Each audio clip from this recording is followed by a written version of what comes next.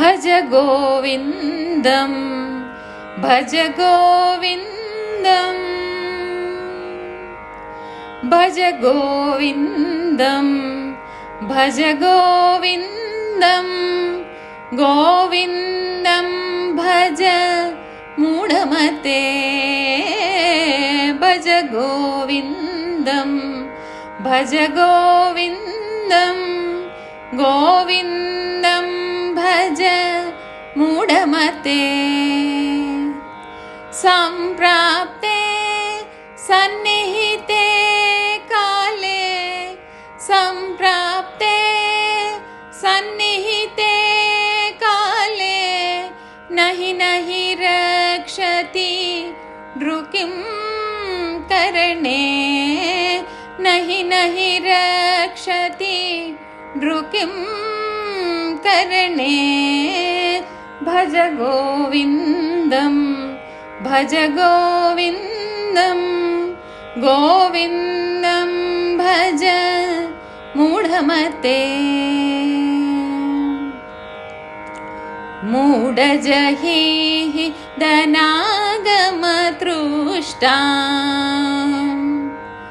मूढजहिः धनागमतृष्टा कुरु सद्बुद्धिं मनसि वितृष्टां कुरु सद्बुद्धिं मनसि वितृष्टां यल्लभसे निज कर्मोपातम् यल्लभसे निज कर्मोपातं वित्तं तेन विनोदय चित्तं भज गोविन्दं भज गोविन्दं गोविन्दं भज मूढमते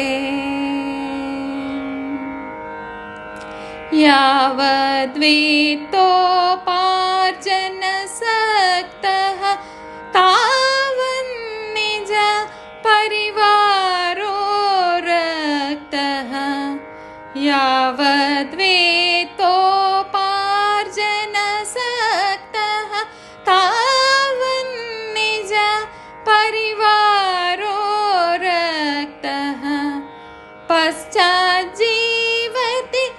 जर्जरदेहि पश्चाज्जीवति जर्जरदेहि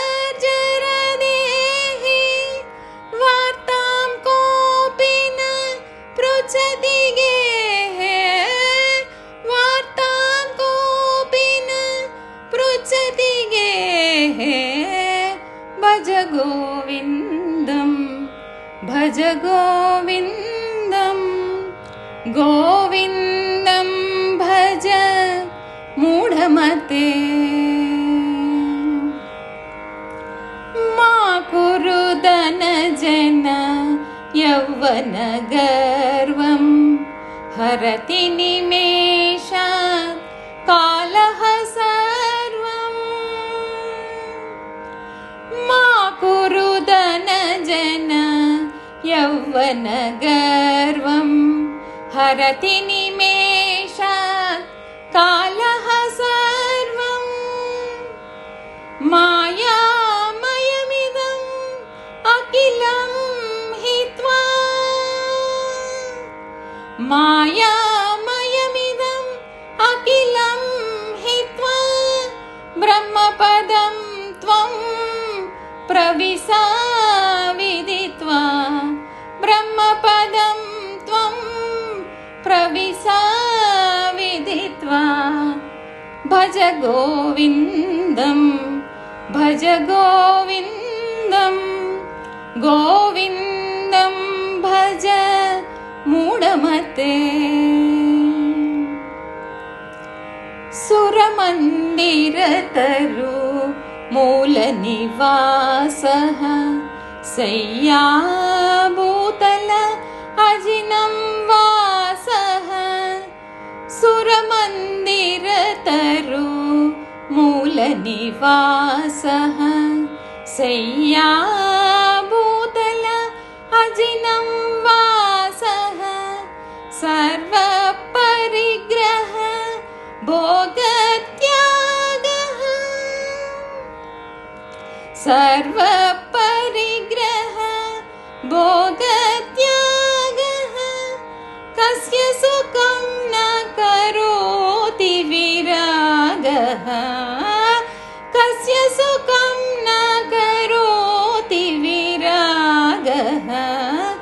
భజ గోవిందం భజ గోవిందం గోవిందం భజ మూఢమతే భగవద్గీతా కించిదనీతా భగవద్గీతా కించిదనీతా గంగాజలలవ కణికా పీతా భగవద్గీతా కించిదనీతా గంగాజలలవ కణికా పీతా సకృత పియేన మురారి సకృత పియేన మురారి సమర్చ సకృత పియేన మురారి సమర్చ క్రియతే తస్య యమేన న చర్చ క్రియతే తస్య యమేన న చర్చ భజ గోవిందం భజ గోవిందం గోవిందం భజ మూఢమతే పునరపి జననం పునరపి జననం పునరపి మరణం పునరపి జననం పునరపి మరణం పునరపి జననీ జఠరే శయనం పునరపి జననీ జఠరే శయనం ఇహ సంసారే బహుదుస్తారే ఇహ సంసారే బహుదుస్తారే కృపయా పారే పాహి మురారే కృపయా పారే పాహి మురారే భజ గోవిందం భజ గోవిందం గోవిందం భజ మూఢమతే. జై శ్రీమన్నారాయణ. శ్రీమతే రామానుజాయ నమః. ఈ సృష్టిలోని సమస్త పదార్థాల్లో కూడా పరమాత్మ వ్యాపించి ఉన్నారు కదా. ఆయన సర్వవ్యాపకుడు కదండి, సర్వరక్షకుడు కూడాను. మరి ఇలాంటి సర్వరక్షకత్వం పొంది ఉన్న ఆ పరమాత్మ యొక్క రక్షకత్వంలో ఈ జీవులు అనేక సార్లు రక్షింపబడుతూనే ఉన్నారు. అలాంటి రక్షణ పొందిన ఆ జీవులు పరమాత్మయందు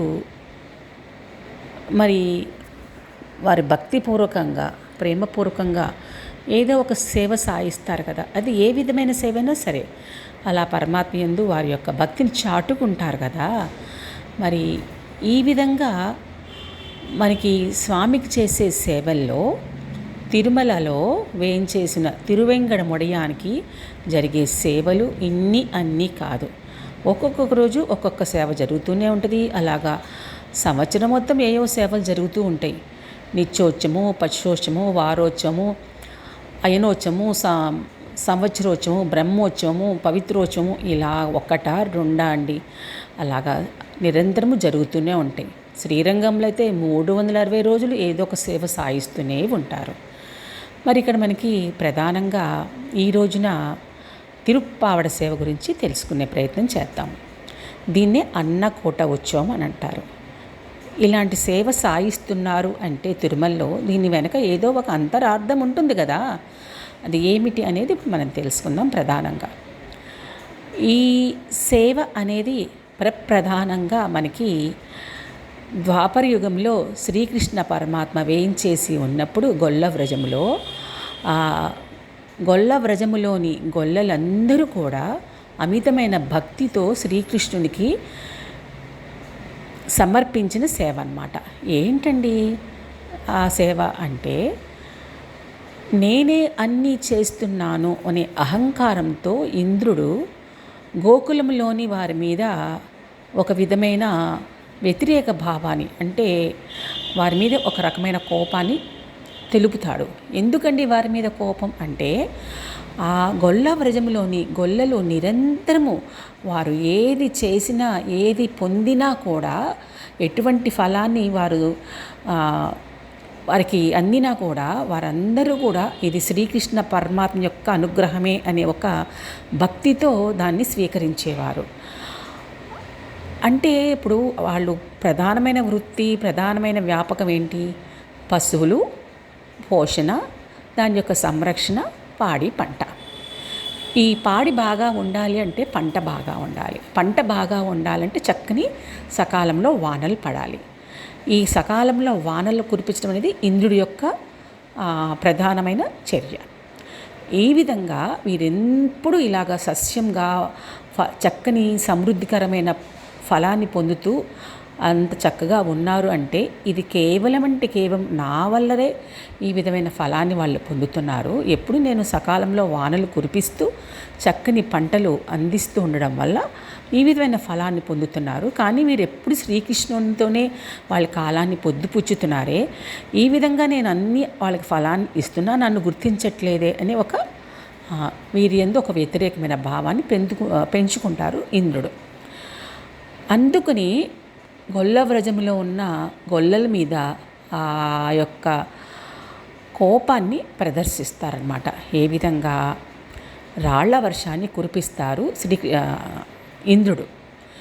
ఇంద్రుడికి తగిన బుద్ధి చెప్పాలి, గుణపాఠం చెప్పాలి అని శ్రీకృష్ణుడు చిన్నవాడండి, అప్పుడు 7 రోజులు ఏకధాటిగా తన చిటికిన వేలి మీద గోవర్ధనగిరి పర్వతాన్ని ఎత్తి గొల్ల వ్రజంలోని సమస్త పదార్థాలని, అక్కడున్న సమస్తమైన ప్రాణుల్ని కూడా రక్షించాడు ఆ రాళ్ల వర్షం నుంచి, ఆ గొల్ల వ్రజంలోని వారందరినీ. అలాగా మామూలు చిన్న వాన పడితేనే మనం అయ్యో అయ్యో అనుకుంటాము. అలాంటి రాళ్ల వర్షం కురిపిస్తే వారు ఏ విధంగా తట్టుకోగలరు? అలాంటి రాళ్ల వర్షం నుండి ఆ గొల్ల వ్రజంలోని వారందరినీ కూడా శ్రీకృష్ణ పరమాత్మ సంరక్షించారన్నమాట తన యొక్క ఈ గోవర్ధనగిరి పర్వతాన్ని ఎత్తి. ఆ విధంగా వారందరినీ రక్షించిన తర్వాత కృష్ణుడికి చేసిన ఈ చేష్టిత వల్ల ఇంద్రుడికి బుద్ధి వస్తుంది. అంటే శ్రీకృష్ణ పరమాత్మ మానవుడు కాదు, సాక్షాత్ శ్రీమన్నారాయణుడే అని చెప్పి ఒక జ్ఞానము, ఒక విషయాన్ని పరిపూర్ణంగా తెలుసుకొని తన రాళ్ల వర్షాన్ని కురిపించడం తగ్గిస్తాడనమాట. ఈ విధమైన చేష్టిత వల్ల ఇంద్రుడికి తగిన పాఠం నేర్పినట్టు అవుతుంది. కృష్ణుడు తననే ఆశ్రయించి తన్నే నమ్ముకున్న వారందరికీ కూడా శ్రీకృష్ణుడు రక్షింప చేస్తాడు గొల్ల వ్రజంలోని ప్రతి పదార్థాన్ని, ప్రతి ఒక్క జీవుణ్ణి. కృష్ణుడు వారి యందు చూపించిన అమితమైన ప్రేమ, ఆదరణ, రక్షకత్వానికి గొల్ల వ్రజంలోని ప్రతి జీవుడు కూడా ఎంతో సంబరపడిపోయి వారు అప్పుడు అన్నకోట ఉత్సవాన్ని జరుపుకుంటారు, ఆ సేవ జరుపుకుంటారనమాట. ఆ గోవర్ధనగిరి పర్వతానికి ఈ అన్నకోట ఉత్సవంలాగా చేసి అలాగా ఆరగింపు చేస్తారు. ఎందుకంటే ఆ గోవర్ధనగిరి పర్వతంలో సాక్షాత్ శ్రీకృష్ణ పరమాత్మ వేయించేసి ఉన్నాడని ఒక విశ్వాసంతో వారందరూ కూడా సకలమైన పదార్థాలన్నీ వారిళ్లలో చేసుకొచ్చి ఆ పర్వతానికి ఆరగింపు చేసుకొని వారి యొక్క ప్రేమతత్వాన్ని అక్కడ సమర్పించుకుంటారనమాట. ఈ విధంగా మనకి తిరుప్పావై 30 రోజులు ధనుర్మాసంలో పాసురాలన్నీ విన్నపం అయిన తర్వాత పరమాత్మకి కనుమ పండగ రోజు ఈ విధమైన అన్నకూట ఉత్సవాన్ని చేస్తారు రామాంజుకుట్టంలో. అక్కడ కూడా మనకి అన్నకూట ఉత్సవం అంటే కనుమ రోజున పరమాత్మకి ఆరగింపు చేసి అక్కడ ఆ ప్రసాదాన్ని అందరికీ అందిస్తారన్నమాట. మరి ఈ విధమైన సేవని తిరుమలలో కూడా ఆ రోజు శ్రీకృష్ణ పరమాత్మకి గొల్ల వ్రజంలోని గొల్లలు ఏ విధంగా సమర్పించి వారి యొక్క కైంకర్యాన్ని కృష్ణుడు తృప్తితో స్వీకరించి వారి యందు అలాగా ఎంత ఆదరణతో ఉన్నారో దానికి ప్రతిరూపమే ఈ తిరుప్పావడ సేవ అన్నమాట. అంటే దానికి సమర్పించుకున్న ఒక సేవని గొల్లలు శ్రీకృష్ణుడికి అన్నకొట్టవచ్చమని అంటారు. దాన్ని తిరుప్పావడ సేవ అని కూడా అంటారు. ఈ తిరుప్పావడ సేవ వెనుక ఈ విధమైన ఒక చక్కని ఐతిహ్యము మనకి పెద్దల ద్వారా వారి యొక్క జ్ఞాన విషయాల ద్వారా మనకి తెలుస్తుంది. ఎందుకండి ఈ విధంగా మనకి చెప్పుకుంటున్నామంటే శ్రీకృష్ణ పరమాత్మ యొక్క చేష్టితలు 1, 2 కాదు, ఎన్నోసార్లు ఎన్నో విషయాలు గొల్లవ్రజంలోని వారందరినీ రక్షించాడు. తనని ఆశ్రయించిన వారందరినీ కూడా రక్షించాడు. ఎందుకు అంటే ఎవరైతే తనని ఆశ్రయిస్తారో రక్షించడం ఆయన స్వరూపం కదా, రక్షకత్వమే ఆయన ప్రధాన తత్వం కలిగిన వాడు కదా. ఆ విధంగా గొల్లవ్రజలోని వారందరూ కూడా వారికి సమర్పించిన ఈ సేవని వారు కూడా తృప్తితో స్వీకరించి ఆ రోజున వారందరూ ఒకటే ఏకకంఠంతో గోవింద గోవింద గోవింద అని నామస్మరణతో అలాగా అందరూ ఏకకాలంలో ఏకకంఠంతో పరమాత్మని పొగిడారట. అందుకనే గోవింద అనే నామము శ్రీకృష్ణుడికి చాలా ఇష్టమైన నామం. గో అంటే గోవులు, ఇంద అంటే ఇంద్రుడు. గోవులని అమితంగా పొంది ఉన్నవాడు, అంత సంపద కలిగి ఉన్నవాడు కాబట్టి గోవులకి ఇంద్రుడు వంటి వాడని ఒక అర్థం చెప్తారు. ఈ విధంగా గోవింద అనే నామం అంత విశేషంగా గొల్లలు ప్రేమతో ఆ నామస్మరణ చేయటం వల్ల ఆ పరమాత్మకి అది కూడా ఎంతో ప్రీతిపాత్రమైందని చెప్పి మనకి చెప్తారు. జై శ్రీమన్నారాయణ.